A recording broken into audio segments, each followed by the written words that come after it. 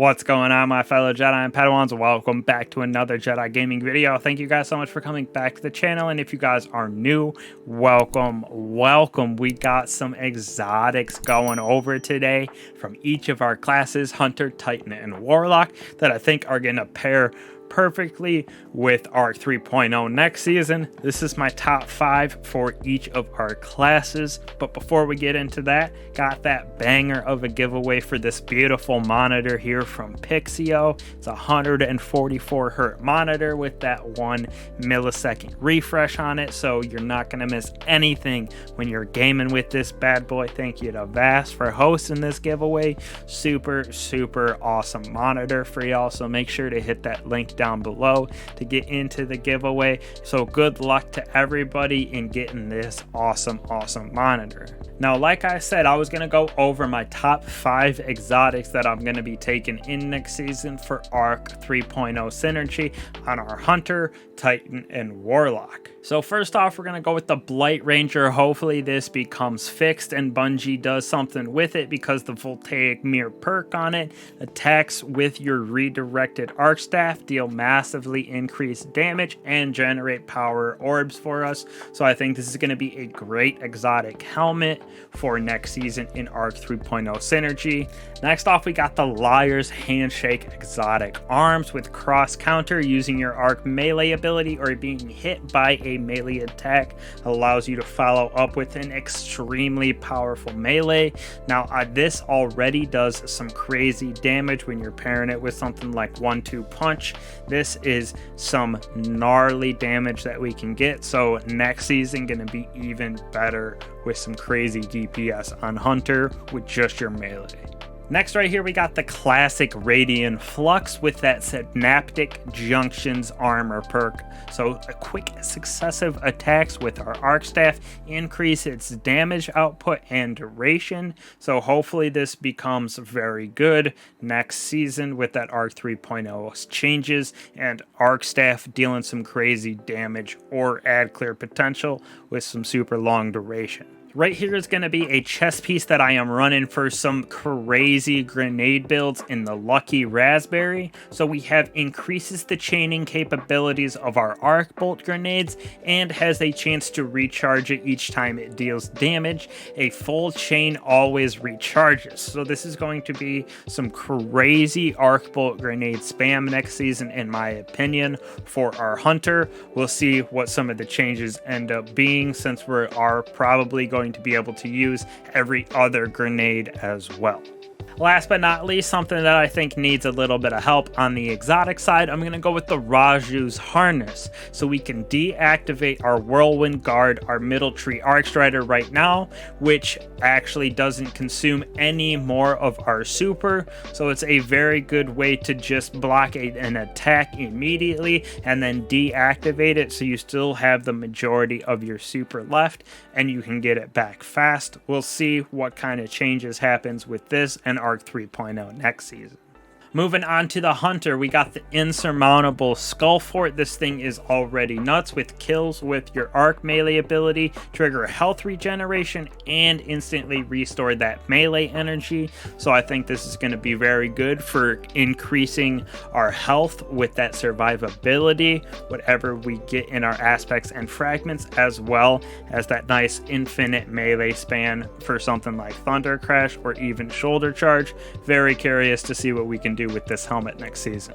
Next on my list for Titan, I'm actually going to throw the ACD feedback fences. Now these arms, when you do melee hits, it builds up energy. Being struck by a melee attack reduces incoming damage and increases and leaves an energy devastation explosion. So I think next season, with some chaining that we're going to have with ARC 3.0, getting up close and personal on some bosses, maybe with like a sword, and then getting meleeed is going to help with causing chaining of lightning, clearing out some extra adds in the area, or leaving a spot doing some sustained DPS. So I threw these gauntlets on there. Very curious to see if we can do some fancy pairings with them.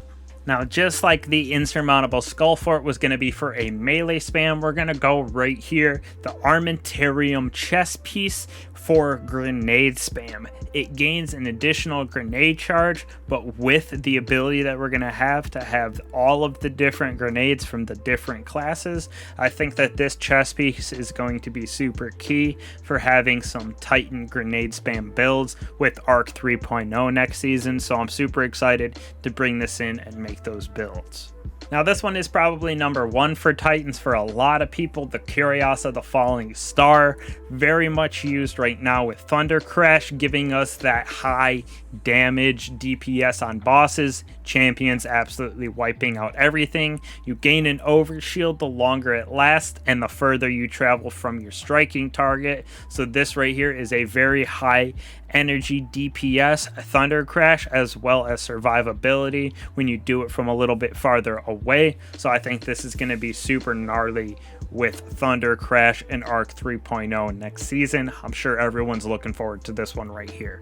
Last but not least is the Dune Marcher Exotic Legs PvP. These have always been great. Excited to see what kind of fancy builds we can make next season in PvE with those Arc 3.0 changes. So we sprint faster and then we build up that static charge with when we land a melee attack, it discharges that and creates some nice chaining of lightning that damages those nearby enemies. So with some aspects and fragments that hopefully we get next season, is going to allow us to make these some absolutely crazy chaining and add clear potential with these boots.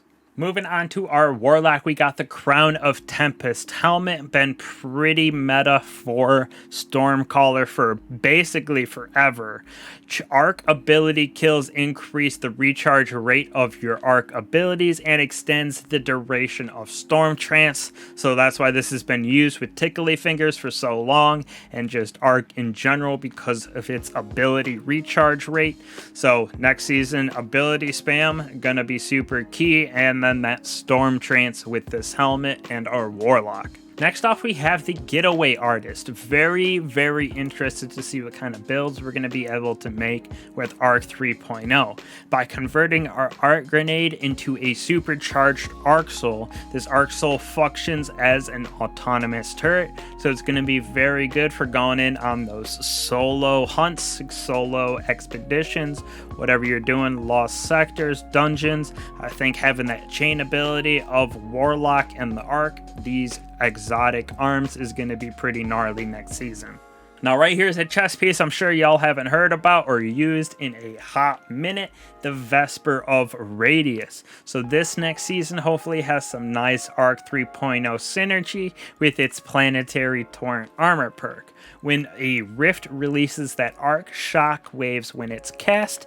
Rift energy recharges faster when you are surrounded by enemies, so it's going to be a very interesting way, almost like when you throw down your stasis rift and it freezes enemies. This is going to be something similar in an exotic where you throw it down and it causes an arc chain to happen. So hopefully pairing that with aspects and fragments for Warlock, this thing becomes very high with that add potential and add clear.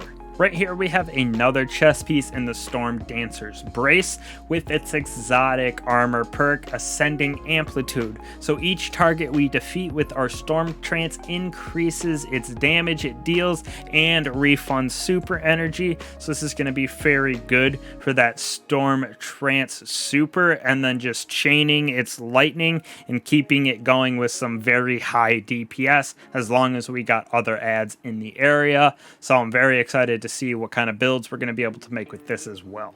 Last but not least, we got the Geomag stabilizers. Have been super great even after the nerf with our Kamehameha or Chaos Reach. Damaging targets with Chaos Reach extends its duration. Used to be able to absolutely annihilate enemies because it would last forever, and you used to be able to sprint to top off your super. So hopefully these become even better next season with that Arc 3.0 synergy and Warlock. And Chaos Reach has that potential of just becoming some crazy DPS again for our Warlock.